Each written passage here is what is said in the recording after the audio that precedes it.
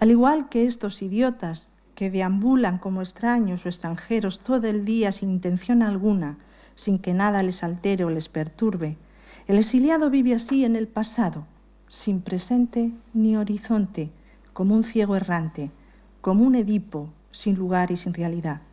Ha dejado de ser personaje de la historia para devenir, según María Zambrano, en criatura de la verdad. Pues el exiliado permanece en su rincón para ser visto. Su misión es ser objeto de la mirada.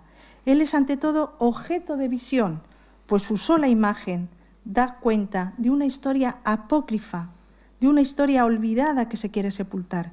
Por ello su presencia resulta molesta. Es un estorbo, alguien que incomoda por lo que revela, pues nos da cuenta de la existencia de otra España, distinta de la oficial de la península, de la España franquista, de una España, por tanto, sin lugar y sin presente. La figura del exiliado actúa, pues, de contradiscurso que deslegitima el discurso de la España oficial, de una España que paradójicamente tiene lugar, tiene presente, pero no tiene pasado, pues su pasado sigue estancado en el no lugar del exilio. Esta es la extraña dialéctica entre el exiliado y su otro, el español de la península. El primero tiene pasado sin presente, mientras que el segundo está condenado a un presente sin pasado. En ambos casos se hace imposible la fluidez histórica.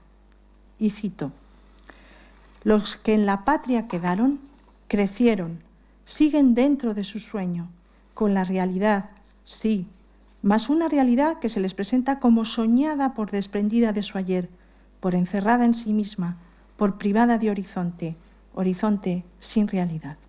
Fin de la cita. La verdadera misión del exiliado no es otra, por tanto, que la de constituirse en una conciencia lúcida de la historia que adviene después de haber descendido a las catacumbas, a los infiernos de la historia, después de haberse liberado del dolor y de toda pasión. Ya lejos definitivamente de su tierra, en esa quietud y sosiego que aparece después del llanto, en la tranquilidad que llega cuando se sabe ya todo perdido y no hay motivo para seguir alimentando a la esperanza, ni tampoco, por tanto, a la desesperanza, es en ese momento de vacío, de tranquilidad, es cuando se descubre la verdadera patria, se desentraña su esencia. Nos dice Zambrano, el exilio es el lugar privilegiado para que la patria se descubra. Esta especial revelación del exiliado es fruto de un específico estado de lucidez que aparece no por un denodado esfuerzo intelectual, sino por una consumación total de una experiencia límite de sufrimiento en la vida. Dicha conciencia, pues, se identifica con lo que nuestra autora denomina un saber de experiencia, es decir, un saber que solo se alcanza a través del padecimiento de una experiencia dolorosa, un saber trágico que nos remite inevitablemente a ese saber padeciendo del que hablaba Sófocles, a la revelación o anagnórisis que alcanza el protagonista de toda tragedia griega como recompensa de su dolor. Zambrano denomina también a esta sabiduría con los términos de razón germinativa o verdad viviente, una razón o conciencia que la propia vida va destilando a través del alambique de la angustia y que está más emparentada con el delirio, con esa revelación de las entrañas, que con la claridad cartesiana. Razón vivificante que supieron mantener los exiliados intelectuales españoles con su experiencia de la historia, experiencia que desvela el verdadero sentido oculto bajo una historia apócrifa. Les cito. Tal parece por instantes que hayamos sido lanzados de España para que seamos su conciencia, para que derramados por el mundo hayamos de ir respondiendo por ella, ánimas del purgatorio, pues hemos descendido solos a los infiernos, algunos inexplorados de la historia, para rescatar de ellos lo rescatable, lo irrenunciable, para ir extrayendo de esa historia sumergida una cierta continuidad. Somos memoria, memoria que rescata. Fin de la cita. La memoria será el único sustento del no lugar del exilio, pues ese no lugar se convierte en el espacio de la verdad, de la lucidez. La necesidad de tantos exiliados de escribir sus memorias, de dejar un documento escrito a modo de auto de fe de su experiencia vital, de hecho, no se ha vivido otra época más brillante del género de las memorias y de las autobiografías en España que en esta época. De hecho, muchas mujeres, por ejemplo, que no escriben nunca, se lanzaron a escribir su biografía para dejar constancia de su experiencia vital. Repito, el hecho de que existieran muchas memorias responde a esta urgencia de dar entidad, cuerpo, materialidad al utopos del exilio, es decir, de dar realidad y visibilidad a una historia que se está desarrollando en el vacío, en un espacio imposible, clausurado por la otra España, por la España franquista. Cito: el exiliado, a fuerza de pasmos y desvalimientos, de estar a punto de desfallecer al borde del camino por el que todos pasan, va vislumbrando la ciudad que busca y que le mantiene fuera de la suya, la ciudad no habida, la historia que desde el principio quedó borrada. Solo la verdad que el exiliado ofrece como única prenda que ha sabido atesorar en su memoria puede, según nuestra autora, desatar el nudo trágico de la guerra civil. Puede, con su palabra diáfana, exenta ya de toda pasión, con ese sentido oculto de los hechos que él nos ofrece como fruto de su experiencia, dar continuidad a la historia y superar definitivamente la tragedia de la guerra. Nos dice: la prenda que el exiliado conserva entre sus manos, mientras mira al cielo sin interrogación y sin llanto, debe ser esa. Désele voz y palabra. No pide otra cosa, sino que le dejen dar lo que nunca perdió y lo que ha ido ganando, la libertad que se llevó consigo y la verdad que ha ido ganando en esta especie de vida póstuma que se le ha dejado. Toda la sangre de España por una gota de luz, escribió el poeta León Felipe desde el fondo mismo de la tragedia.